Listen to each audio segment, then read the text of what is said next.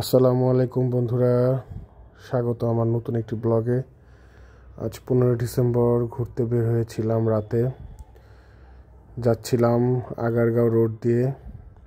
ঢোকার পর তো আমি পুরাই অবাক। বাইক নিয়ে যাচ্ছিলাম। আগামীকাল 16 ডিসেম্বর, এই উপলক্ষে সরকারি যতগুলো ভবন আছে আমাদের পতাকার রং লাল সবুজ রঙে সাজানো হয়েছে। প্রতিটি ভবন দেখতে অসাধারণ লাগছিল, তাই আপনাদের সাথে শেয়ার করার জন্য ভিডিওটি করা।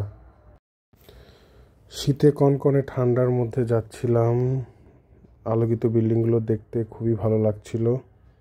দেখতে পাচ্ছেন জাতীয় চক্ষু বিজ্ঞান ইনস্টিটিউট ও হাসপাতালটি আলোকিত করা হয়েছে, কিন্তু অবাক করা ব্যাপার, এনবিআর বিল্ডিংটি আলোকিত করা হয়নি। বিজয় মাস উপলক্ষে এই রঙে সাজিয়েছে পুরো আগারগাঁও এলাকাটি। আপনারা চাইলে আজ রাতে এসে ঘুরে যেতে পারেন।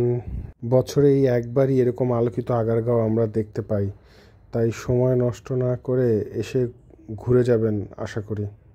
বন্ধুরা, ভিডিওটি ভালো লেগে থাকলে লাইক, কমেন্ট, শেয়ার এবং সাবস্ক্রাইব করে পাশে থাকবেন।